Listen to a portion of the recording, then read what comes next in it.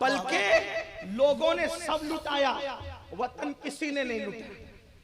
देख लें आप, ये उलमा मौजूद हैं, उलमा मौजूद हैं। यूपी के लोग हमारे मालेगांव में, मुंबई में 50-50, 100-100 साल से रहते हैं, फिर भी गोंडा वाले मुंबई में 100 साल से रह के गोंडा देखा नहीं, गोंडवी कहलाते है ना। इंदौर वाले इंदौरी कहलाते हैं, इसी तरीके से बलरामपुर वाले बलरामपुरी कहलाते हैं, मुजफ्फरपुर वाले मुजफ्फरपुरी कहलाते हैं। हालांकि कभी उनके बच्चों ने नहीं देखा है। हम लोग आते हैं तो लोग रश्क की नजर कहते हैं आप हमारे वतन जा रहे हैं। हमने कहा आप भी चले, कहा मैंने कभी देखा नहीं, लेकिन है मुजफ्फरपुरी, है बिहारी, है यूपी, है इंदौरी, है एमपी के, है ना। लेकिन मेरा हुसैन कैसी कुर्बानी देने वाला है कि थे मदनी, लेकिन आज हुसैन पाक को कोई मदनी हुसैन नहीं कहता। क्यों? इसलिए नहीं कहता कि मेरे हुसैन ने कहा कि मैं तो वतन भी कुर्बान कर चुका हूं। मदीने वाले कहलाते थे, अब है करबला वाले। ये कुर्बानी, जब ये कुर्बानी दी जाती है तब कोई हुसैन बनता है। और ये कुर्बानी का तस्वुर, और हम हुसैनी कैसे बन रहे? सिकड़े नाड़े, मस्जिदें वीरान है, हम हुसैनी हैं। इमाम हुसैन ने मस्जिदों की बहार के लिए घर लुटाया, घर कुर्बान किया। फिर से हमें इस बात को सोचने की जरूरत है। तो मैं बात दूर निकलती अर्ज़े कर रहा था, सोचो, गौर करो, किसके साथ खड़े हो? यजीद के साथ? देखो, जबानी तौर पे तो हम इमाम हुसैन के साथ खड़े हैं, अमली तौर पे आप किसके साथ खड़े? और अल्लाह की अदालत में उसको वहीं खड़ा किया जाएगा जो अमली तौर पर जिसके साथ होगा। उस पलीत के साथ उठना, फिर अगर नमाज के लिए फजर में उठने की तौफीक नहीं है तो फिर यजीद के साथ उठने के लिए तैयार हो जाओ। अगर आज भी गंदी फिल्में देख रहे हो नरम नरम गद्दों पे लेट कर, तो फिर यजीद के साथ उठने के लिए तैयार हो जाओ। आप कहेंगे वो तो गंदी फिल्म नहीं देखता था। मैंने कहा यही तो बात है कि आप 2 कदम आगे हैं उससे। वो तो बंदरों का ज़िना देखता था, बंदरों का नाच देखता था। बंदरों के ज़िना से मुराद बंदरों का वो फेल देखता था जो उनका मखसूस फेल है। वो सिर्फ बांसुरी बजाता था। और आपके कानों में एयरफोन जो लगा है मेरे भाई, तो वो कितनी तरक्की याफ्ता म्यूजिक है। और जब तुम कानों में एयरफोन लगाकर मटक मटक कर किसी हीरो के तस्वुर में चलते हो, तो सोचो कि गुंबदे खजरा में, मकीने गुंबदे खजरा के दिल पर क्या गुजरती होगी, अल्लाह के रसूल के दिल पर क्या गुजरती होगी। जिसका घर लुटा है ना, उस नबी से पूछो ना। आका अलैहिस्सलाम कब्र अनवर में थे, कब्र अनवर में।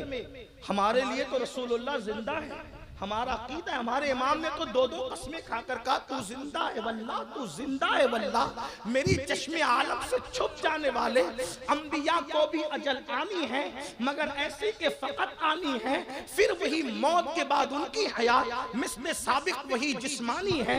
उसकी अज़वाज को जायज़ है निकाह, उसका तरका बटे जो फानी है। जो लोग नबी को मुर्दा कहते हैं, मैं उनसे कोई बैसे बैसे का जो है वो बात नहीं करता। सिर्फ इतना कहता हूँ, नबी की बीबी को बीवी मानते हो या नबी की बीबियों को बेवा मानते हो? इतना बताओ। हर मक्तबे फिक्र का इंसान नबी की किसी बीवी को बेवा नहीं कहता, बल्कि बीवी कहता है। आयशा ज़ौजा मुहम्मदुर रसूलुल्लाह, अरबी अजमी सब उनको ज़ौजा कहते हैं। अब पूछता हूँ, जिसका शौहर मर जाए उसकी बीवी तो बेवा होती है, जिसका शौहर जिंदा हो उसकी बीवी बीवी होती है। या तो बीवी कहना छोड़ दो या तो मुर्दा कहना छोड़ दो। अब बताओ क्या फैसला करते हो? हमारे अकीदे में नबी जिंदा है, उनकी बीबियां बेवा नहीं हुई, बल्कि वो बीबियां ही हैं। उसका सबूत मौलाना मर जाएं, कितने ही बड़े मौलाना हो, इद्दत गुजारने के बाद उनकी बेवा निकाह करना चाहे तो कर सकती है। कोई मदरसा नहीं रोक सकता, कोई बेटा नहीं रोक सकता, कोई भाई नहीं रोक सकता, निकाह कर सकती। वो लोग कर सकते नहीं कर सकते। लेकिन नबी की बीवी दूसरा निकाह नबी के बाद कभी नहीं कर। क्यों नहीं कर सकती? क्योंकि जिसका शौहर मर जाए है वो निकाह कर सकती। क्या बात है। जिसका शौहर जिंदा वो कैसे? इसीलिए उम्मत का देख लो ना, पूछ लो, किसी मकतब फिक्र से पूछ लो, हुजूर की बीबियां बीबियां हैं। और अगर वो ना माने मकतब वाला आदमी तो हमें मकतब की क्या जरूरत है। कुरान कहता है या अय्युहन नबी कुल लिअज़वाजिका, आप अपनी बीवियों से कह दे। तो कुरान रसूलुल्लाह के जाहिरी दौर के लिए था या क़यामत तक के लिए है? तो जब कुरान क़यामत तक के लिए, तो कुरान अभी भी तो ज़ौजाए मुस्तफ़ा कह रहा है। ये असल बात है। तो बात दूर ना निकले तो ये अर्ज कर रहा था, मुसलमानों सोचो, गौर करो। जब कानों में ईयरफोन लगाते हो, म्यूजिक सुनते, आका के दिल पर क्या गुजरा। हजाम की कुर्सी पर बैठ करके बुढ़ापे में भी दाढ़ी मुड़ाते, चेहरे पे बस्तरा फिराते। हंसने की कोई बात नहीं है यहाँ, सिर्फ आपका इश्क रसूल जांचना है। इश्क मुस्तफ़ा सिर्फ नातों को सुनकर ये नारा लगाना कि गुलाम ये रसूल में मौत भी कबूल है।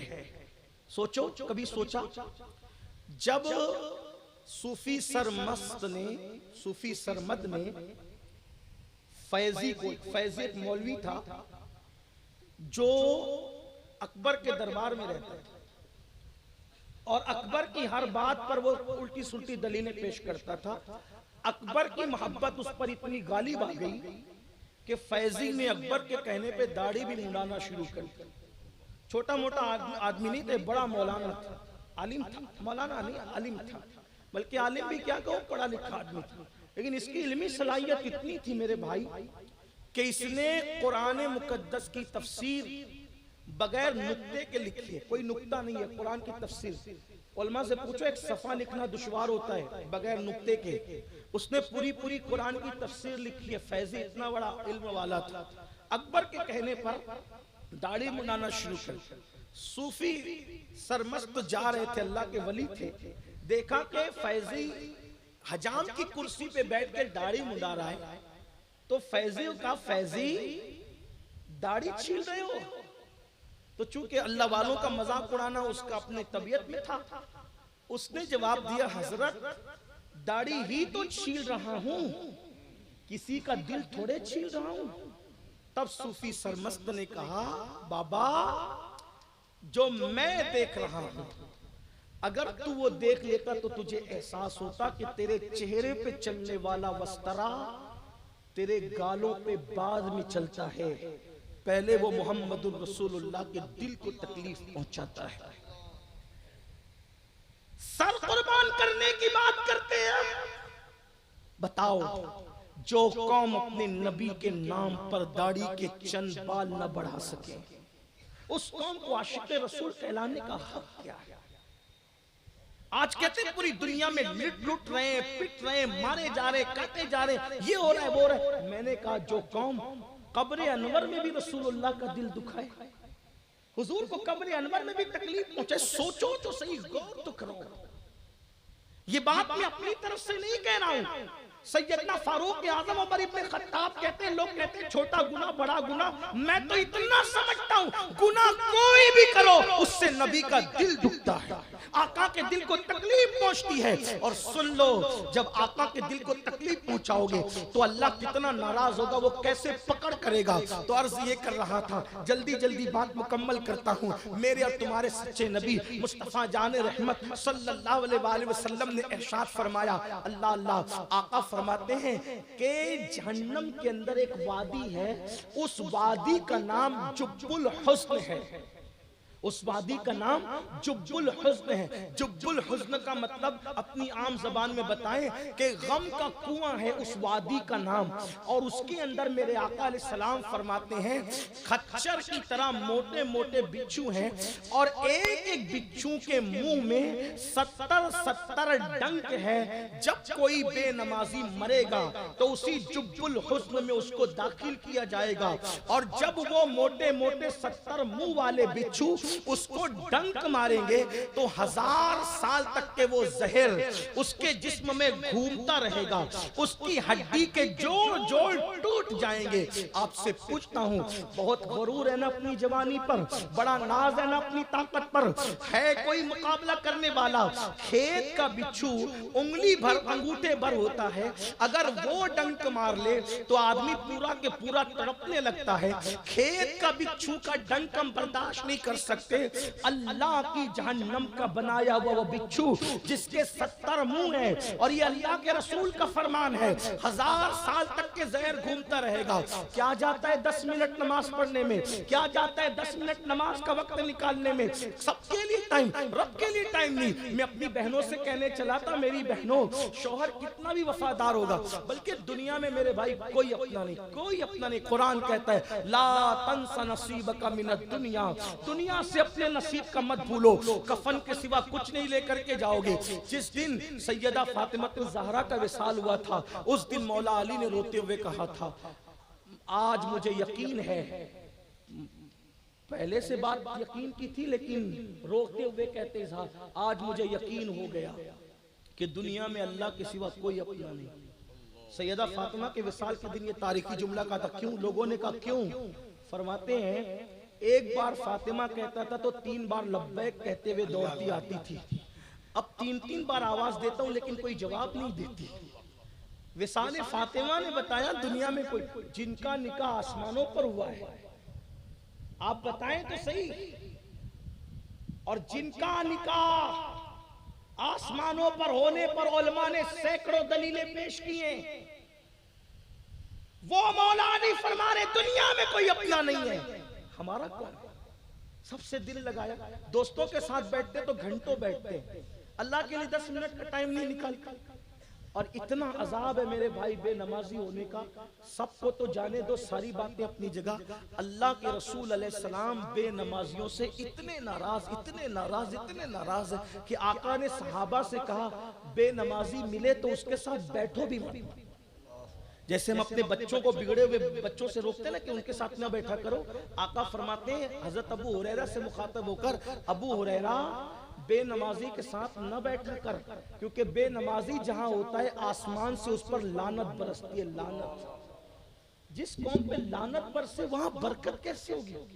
बड़ी माजरत के साथ बुरा मत मानना, मेरी बात का मफहूम मुखालिफ मुराद मत लेना। लानत कौन बरसा रहा है? बोले अल्लाह। कौन बरसा रहा है? बुरा तो नहीं लग रहा ना आपको मेरी बात का, लेकिन लानत कौन बरसा रहा है? जवाब दे, कौन बरसा रहा है? अल्लाह। कौन बरसा रहा है? जहां लानत होगी वहां रहमत होगी। अब लानत बरसाने पर गई घर की बरकत, घर की बरकत गई। अब आप आए मेरे पास, अमीनुल कादरी तू तावीज दे ताकि घर में बरकत हो। अब जिसकी घर की बरकत अल्लाह उठा ले तो करोड़ों अमीनुल कादरी मिलकर भी अगर पूरा तावीज नहीं बल्कि पूरा कुरान आपके घर में बैठ के लिखें तो भी क्या आपके घर में बरकत हो सकती है? नहीं हो सकती। बरकत उठाई अल्लाह ने और बरकत लाने जा रहे मुल्ला के पास। आप मुझे बताएं ना मेरे भाई, ये जुमले कड़वे जरूर है लेकिन माफ करना, आज जो मुसलमान परेशान है नमाज छोड़ने की वजह से, और जब तक मस्जिद में नहीं आओगे अपने मसले का कोई हल नहीं होगा। मसाइल का हल कल भी अल्लाह की बारगाह में था, आज भी अल्लाह की बारगाह में है, और क़यामत तक अल्लाह की बारगाह ही से मसाइल का हल है। जब तक मुसलमान नमाज का पाबंद रहा, यही हिंदुस्तान है। हिंदुस्तान 1000 साल तक इस हिंदुस्तान के तख्त पर हमारे कदम थे। आज भीख मांग रहे हैं हम, आज डर रहे कि कल क्या होगा, कल क्या होगा। ये जितने आज तुम्हें आंखें दिखा रहे हैं, कल तुम्हारे सामने कासाए गदाई लेकर खड़े थे इनके बाप दादा, भीख मांग रहे थे हमारे दरवाजों पर। कब तक? जब तक हम अल्लाह की चौखट से वाबस्ता थे, लोग हमारे दरवाजे पे भीख मांग रहे थे। जब से हमने मस्जिदों का दर छोड़ दिया, अल्लाह का दर छोड़ दिया, खुदा की चौखट छोड़ दी, आज तुम भीख मांग रहे हो और दुनिया भीख देने के लिए तैयार नहीं। जलील कर रही है दुनिया, रो रहे हो, ये हो गया वो हो गया। लोगों के सामने गिड़गिड़ाने की बजाय अल्लाह की बारगाह में गिड़गिड़ाओ। मेरा अल्लाह माहौल बदलने में उसको टाइम नहीं लगता। याद रखना, सदियों का बिगड़ा हुआ माहौल वो लम्हे में बनाता है। उसकी शान है कुन फयकुन, उसकी शान है कुन फयकुन। वो कह देता है हो जाता है। फिरौन के घर में अगर मूसा को पालना चाहे उसको कोई नहीं रोक सकता। बेशक बेशक लंगड़े मच्छर से नमरूद को हलाक करना चाहे, उसको कोई नहीं रोक सकता। जहां लोगों की ताकतें नाकाम हो जाती है, वहां मेरा अल्लाह लंगड़े मच्छर से काम लेता है। आप लोगों से क्यों डरते हो? अल्लाह से डरो। और अल्लाह से डरने का मतलब क्या है? गुनाह छोड़ दो, गुनाहों से हिजरत कर लो, तौबा कर लो। आपको दर्द है ना, दर्द है ना, बच्चियां इधर उधर क्यों जा रही है? ये सिर्फ व्हाट्सएप पर शेयर करने के लिए दर्द है। आपको दर्द है ना कौम का, सिर्फ कॉन्फ्रेंसों में दर्द भरी बातें करने के लिए दर्द है? बताओ, अगर वाकई दर्द है, मैं समझ लूं, मैं बदलूंगा तो माहौल बदलेगा। मैंने गुनाह नहीं करना, छोड़ देना। और एक बार गुनाह छोड़ कर देखो, गुनाह छोड़ने में सुकून है, सुकून।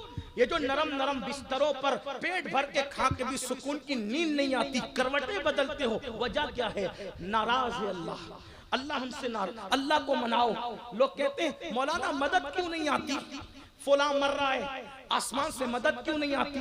घरों पर बिल्डोजर चल रहे, आसमान से मदद क्यों नहीं आती? औरतों के जनाजे और इज्जतों के जनाजे उठ रहे, अल्लाह की मदद क्यों नहीं आती? क्यों नहीं आती अल्लाह की मदद? बुर्का पहन करके बच्चियां सिग्नलों पे भीख मांग रही है, अल्लाह की मदद क्यों नहीं आती? घरों से धुएं उठ रहे, अल्लाह की मदद क्यों नहीं आती? मस्जिदों की हुर्मतें पामाल हो रही है, अल्लाह की मदद क्यों नहीं आती? कुरान के औरात जलाए जाने, अल्लाह की मदद क्यों नहीं आती? मैंने कहा जो कौन पूरी पूरी रात ज़िना की फिल्में देखेगी, उस पर अल्लाह की मदद कैसे नाजिल होगी? जिन्होंने मस्जिदों को वीरान कर दिया, उन पर अल्लाह की मदद कैसे नाजिल होगी? अल्लाह अकबर। जो भावच के साथ देवर पाप की नजर डाले, उस कौम पर अल्लाह की मदद कैसे आएगी? जिस घर में साली और बहन भाई का तकद्दुस पामाल हो, उस घर में अल्लाह की मदद कैसे आएगी? जिस घर में कुरान 3 10वें 20वें पे तो पढ़ा जाता है, लेकिन फिल्में रोजाना देखी जाती है, उन लोगों पर अल्लाह की मदद कैसे आएगी? बल्कि एक बात कह दूं, याद रखना, ये जो दूसरे लोग आंखें दिखा रहे हैं, इनको अल्लाह ही ने मुसल्लत किया है। क्योंकि अल्लाह आने जाने से पाक है। न वो डायरेक्ट इनाम देने के लिए आता है, ना डायरेक्ट सजा देने के लिए आता है, क्योंकि वो आने जाने से पाक है, वो घटने बढ़ने से पाक है, वो तसव्वुर और तखय्युल से पाक है। जब किसी को सजा देता है तो अल्लाह किसी को मुसल्लत करता है, और जब किसी को इनाम देता है तो भी अल्लाह ताला किसी को मुकर्रर करता है। मेरे भाई, बदलना पड़ेगा, वरना आज के हालात कुछ ठीक हैं, इससे भी बदतरीन हालात पैदा होंगे। कोई मदद नहीं, जिससे अल्लाह मदद का हाथ उठा ले, कोई मदद नहीं कर सकता। अल्लाह के रसूल अलैहि सलाम का फरमान है, जब कोई नमाज छोड़ देता है तो छोटे छोटे कीड़े मकोड़े कहते हैं, अल्लाह मुझे हुक्म दे कि मैं इसको कत्ल कर। कीड़े मकोड़े कहते हैं इसे कत्ल कर, इसका वजूद मैं नहीं देख सकता क्योंकि तेरा बाकी। जिस कौम से कीड़े मकोड़े नफरत करेंगे, उस कौम से लोग कैसे मोहब्बत करेंगे? और आप कहते हैं नहीं नहीं मौलाना, बड़ा तासुब का दौर है। मैं बस इतना समझता हूँ, मैं किसी की चमचागिरी करने नहीं आया, ना मैं कोई सियासी आदमी हूँ। तासुब का दौर है, ठीक है, आपके साथ वो बस पे भी आपको जगह नहीं देना चाहते। दुनिया के लोग बस में भी अपनी सीट पर आपको बैठने के लिए बाजू में जगह आपको देखते हैं तो और फैल के बैठ जाते, जगह नहीं देते। लेकिन यही बंदा जो आप जैसे मुसलमान को बस में अपने बाजू में बिठाना नहीं चाह रहा था, जब ये अजमेर शरीफ यही जा रहा है तो हाथों में फूल लेकर जा रहा है। वही जो बस पे आपको बैठने नहीं दे रहा है, अजमेर शरीफ वही फूल लेके जा रहा है। मसूद सालार गाजी के वही जा करके सर झुका रहा है। वारिसे देवा के वही जा करके अपना सर खम कर रहा है। मखदूम के चौचा के वहां वो जा करके हाथ जोड़ रहा है। अब ये अंदाज कितने जायज है नाजायज है, ये मुफ्ती साहिबान लोग फैसला करेंगे। लेकिन एक बात मैं कह रहा हूं, क्या आपको जो अपने बाजू में बैठने के लिए बस में जगह नहीं दे रहा था, वो मेरे मखदूम के हाथ क्यों जोड़ रहा है? वो गरीब नवाज की चौखट पे फूल क्यों लेके जा रहा है? तासुब के इस दौर में ख्वाजा दाता बता रहे हैं, ओ नबी का दिल दुखाने वाले, तुम मेरे जैसा मुसलमान बन जा। आज भी ये तासुबी तुझे फूल पेश करने पर मजबूर हो जाएंगे। बात तासुब की नहीं है, मुझ जैसा सच्चा मुसलमान बन, ये भी तेरी गुलामी करते नजर आएंगे। तू इसमी और रस्मी आदमी मुसलमान तो बना, लेकिन तू मोइनुद्दीन जैसा मुसलमान नहीं। ये बात है। लेकिन बात हमारे जलसों में हम सुनते हैं, फिर कहते हैं कल, फिर कहते हैं कल। कौन से वो गुनाह है जो हमारे समाज में नहीं? एक गुनाह पढ़कर बात एंड की तरफ ले जाता हूं। इस वक्त हमारे समाज में जो गुनाह बहुत तेजी से बढ़ रहा है वो है लड़के और लड़कियों के आपसी नाजायज ताल्लुकात, और इसको फैशन का नाम दिया जाए। मैं समझता हूं 80% लड़के और लड़कियां किसी मजहब के हो, किसी मसलक के हो, अगर आप उनकी जिंदगी में देखेंगे तो यही, और इसको ये फैशन का नाम देते हैं। जिस 20% लड़के और लड़कियां महफूज हैं वो उनको ताना देते हैं, और लड़कों को कहते हैं तुम लोग मर्द नहीं हो। स्कूल और कॉलेज में हम लोग भी ये ताना सुन चुके हैं। हालांकि वो दौर तो आज से तकरीबन 15, 17, 20 साल पहले का दौर था। अभी तो और बिगाड़ पैदा हो गया। इसलिए ज्यादा इल्म है मुझे, क्योंकि मैं खुद जो है एक इंग्लिश स्कूल और एक जूनियर कॉलेज का चेयरमैन। हालांकि हम अपना तारुफ इस एतबार से कभी नहीं कराते।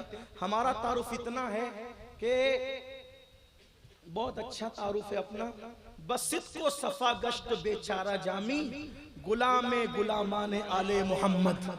अपना तारुफ बस इतना ही है कि सगे सगाने बारगाहे रसूल है, और कुछ नहीं। लेकिन इतना है, सुन्नी दावत इस्लामी ने पूरे इंडिया में अब तक इंग्लिश स्कूल 15 से जायद कायम कर दिए। इश्क रसूल के माहौल में अंग्रेजी तालीम दी जा रही है हमारे यहाँ, लेकिन माहौल बहरहाल हमें पता है स्कूलों का, कॉलेजों का। तो वो 20% जो महफूज है उनको ताना दिया जाता है, तो मर्द ही नहीं हो। लड़कियां कहती हैं तू पुराने दौर के दकियानुसी ख्याल के ये और वो है। ये गुनाह बढ़ता जा रहा है, और इसको फैशन है। हर फिल्म का सरनामा है इश्क, हर नाविल का उन्वान है इश्क। उन्हें पता ही नहीं इश्क कहते किसे। अगर कोई वाकई इश्क करे ना, मैं उसके साथ खड़ा हूं। तुम जो इश्क कर रहे हो ये नफसानियत है, ये दरिंदगी है, ये पाप है, ये किसी की आबरू पर हमला करने का बदतरीन बहाना है। अगर कोई पेशाब को शरबत कहकर पिए, वो शरबत नहीं हो सकता। नाम बदलने से अशिया की हकीकत नहीं बदलती। इश्क क्या है? चलो आओ, इश्क ही करना है, हम आपके साथ खड़े। हमारे मजहब में यहाँ तक है, साहिब बारे शरीयत हुजूर सदरुल शरिया रहमतुल्लाह अलैह मसला लिखते हैं हदीस की रोशनी में कि अगर किसी को किसी से इश्क हो जाए, वो पाक दामन रहे, दिल में छुपा के रखे, किसी से इजहार ना करे, उसी हालत में मरेगा तो मकाम शहादत पाएगा। हमारे यहाँ इश्क करने पे मर जाए, हुजूर के इश्क की बात नहीं कर रहा हूँ अभी मैं, हुजूर अलैहिस्सलाम, वो तो बहुत बड़ी चीज है। किसी को किसी से अपने जैसे इंसान से इश्क हो जाए, लेकिन पाक दामन रहे। इश्क में पाक दामन ही शर्त है। यहां तो पाक दामन ही है ही नहीं, बल्कि झूठे वादे शादी के नाम पर एक लड़की का सब कुछ लूट लिया जाता है। और जैसे भौरा फूल का रस चूस कर दोबारा उस तरफ रुख नहीं करता, वैसे ही लड़के लड़कियों का सब कुछ लूट कर फिर दोबारा उस तरफ रुख नहीं करते। और फिर वो लड़की बेचारी जिंदगी भर किसी को मुंह दिखाने के काबिल नहीं रहते। आजकल शरीफ लड़कियों को अच्छे रिश्ते नहीं आ रहे, जो बदनाम हो चुकी समाज में उसको कब रिश्ता आएगा अच्छा। आजकल का चीटर और चोर भी किसी ऐसी लड़की को बीवी बनाने के लिए तैयार नहीं होता जो बदनाम हो चुकी हो। मैं अपनी कौम के लड़कों से पूछता हूं, अगर यही हालत तेरी बहन के साथ होती तो तेरे दिल पे क्या गुजरता? यही कैफियत अगर तेरी बेटी के साथ होती तो तेरे दिल पे क्या गुजरती? और याद रखना, अगर आज तूने किसी की बहन बेटी की आबरू का नीलाम करके और उसका सब कुछ, उसकी जवानी और शबाब चूस कर तू भाग गया है झूठे वादे करके, वो करवट बदलती होगी जब जब उसकी आहें बाबे जाबते लाई से टकराएंगी, और वो तुझे चैन से जीने नहीं देगी। किसी की भी उल्टी गिनती उसी वक्त शुरू होती है, किसी को भी जवाल उस वक्त शुरू होता है जब कोई किसी पर जुल्म करता है। इसीलिए अल्लाह के रसूल अलैहिस्सलाम ने फरमाया, मजलूम की आह से बचो, कि अल्लाह और मजलूम की आह के दरमियान कोई पर्दा और हिजाब नहीं होता। ये फिल्म मेरे भाई, हमारी जिंदगी 3 घंटे की फिल्म नहीं है। ऐ मेरे नौजवान, मेरी कौम की बेटियों से भी कहता हूं, तुम बहुत भोली हो मेरी बच्चियों। वो 3 घंटे की फिल्म तेरी जिंदगी नहीं है, तुझे तो 60 साल जीना है, 70 साल जीना है। तू पाक दामन रहे, घर में रहे, पर्दे से रहे। किसी अदाकारा, किसी लड़की को तू आइडियल मत बना।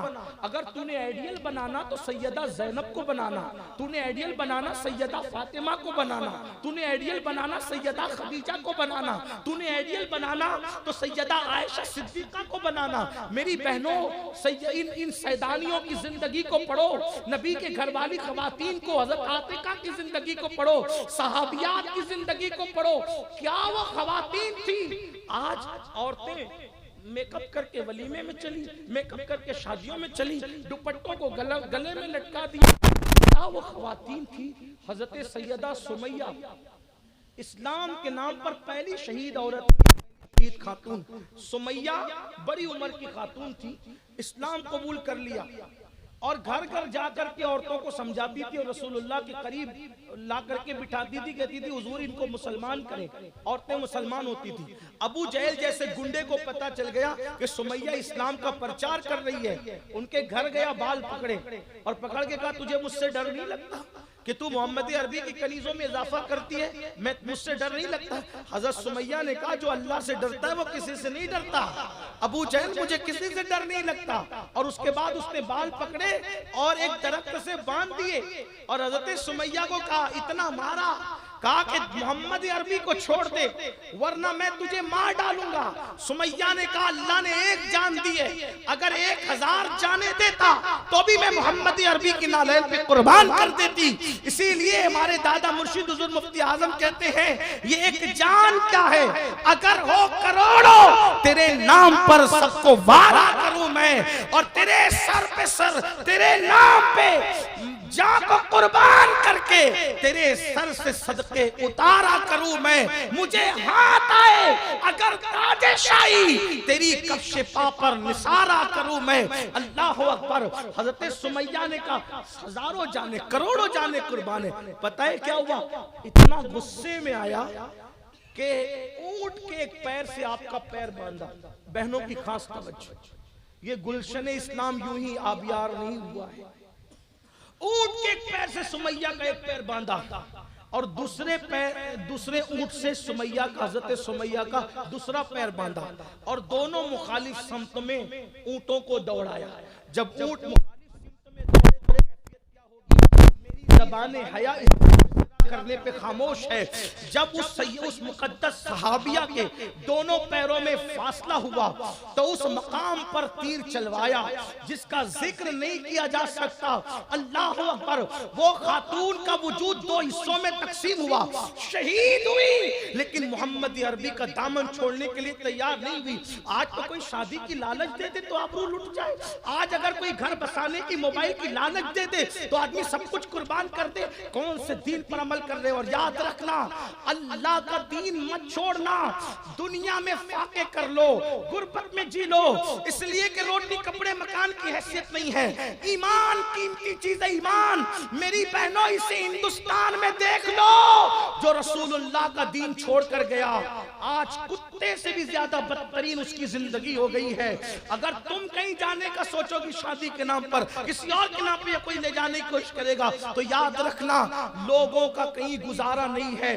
दीन सच्चा है, दीन पर अमल करो, दीन से वाबस्ता रहो। तो अर्ज ये कर रहा था कि वो नौजवान जो अफेयर के नाम पर बच्चियों की आबरू ले लेते हैं और उनको लालच देते हैं झूठी। एक हदीस सुने, बात मुकम्मल करता हूँ। अल्लाह के रसूल अलैहिस्सलाम के गुलामों, रिवायतों में आता है कि जिसने दुनिया में किसी चिड़िया के साथ खेला हो, चिड़िया छटाकगढ़ की चिड़िया होती है, चिड़िया के साथ खेला होगा, वो खेलते खेलते चिड़िया मर गई होगी। चिड़िया के साथ खेला, चिड़िया मर गई। कयामत के दिन वो चिड़िया अल्लाह की बारगाह में फरियाद करेगी, ए अल्लाह इसने मेरी जिंदगी के साथ खेला था।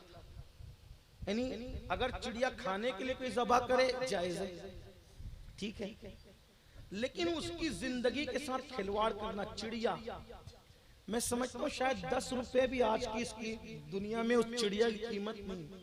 मुफ्त में मिलती है चिड़िया, कोई भी पकड़ लेता है, कोई उनका मालिक भी नहीं होता, कोई कुछ। छटाक पर की चिड़िया के साथ कोई खेलकर उसको मार डाले क़यामत में वो चिड़िया अल्लाह की बारगाह में कहेगी, मौला इसने मेरी जिंदगी से खिलवाड़ किया था। अल्लाह के रसूल फरमाते हैं उस चिड़िया की आवाज इतनी तेज निकलेगी उस दिन कि ऐसा लगेगा जैसे बिजली कड़क गई। बिजली उसकी आवाज में इतनी कड़क पैदा हो, बिजली कड़क गई। अल्लाह फरमाएगा आज इंसाफ और अदल का दिन है, किसने तेरे साथ तेरी जिंदगी से खिलवाड़ किया था? फरमाया जाएगा वो फलां। आका अलैहिस्सलाम फरमाते हैं उसकी नेकियां पहाड़ों जैसी होगी, पहाड़ों जैसी। फिर भी अल्लाह फरमाएगा इसको मुंह के बल घसीटते हुए जहन्नम में ले जाओ।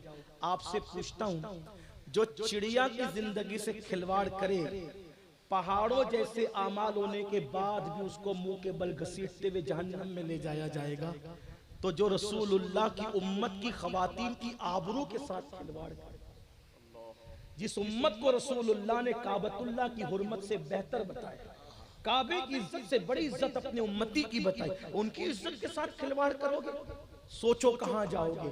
इसलिए याद रखना, अल्लाह पाक फरमाता है इन्ना बत्श रब्बिका लशदीद, तेरे रब की पकड़ बड़ी सख्त है।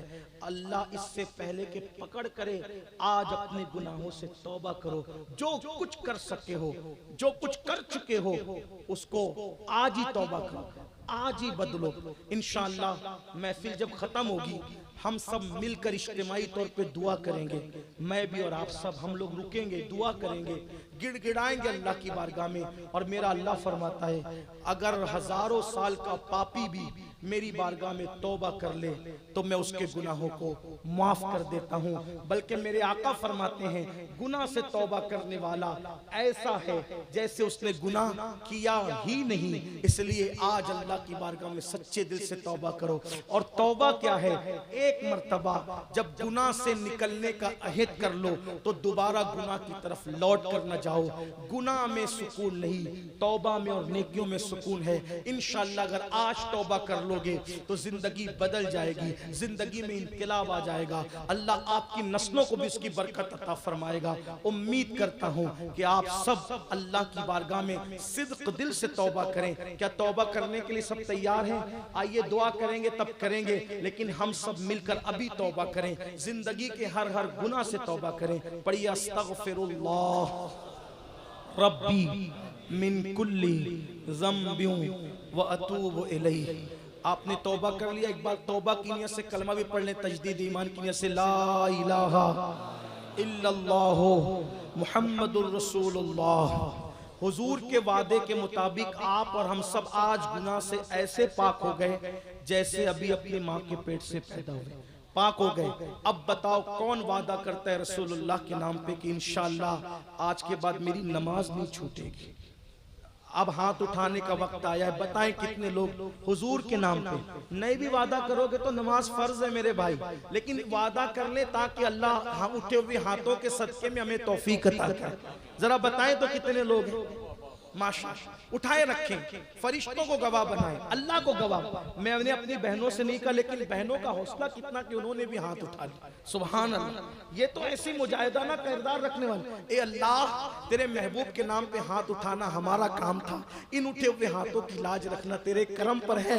मौला आज शबे जुमा है, जुमा का दिन बरकत का दिन है, बरकत की शबे। मौला आज से हम सबको नमाजी बना दे, मौला हमारी नस्लों को नमाजी बना दे। जब भी कोई नमाज का वादा लेते हैं तो क्या कहते हो? जुम्मा से पढ़ेंगे। आज ये भी बहाना नहीं है, अब आने वाला दिन जुमा है, आज इसे शुरू करना है। और बल्कि आज से नहीं बल्कि अभी से शुरू करना है। जिन्होंने इशा नहीं पढ़ी है वो घर जाने के बाद पहला काम क्या करेंगे?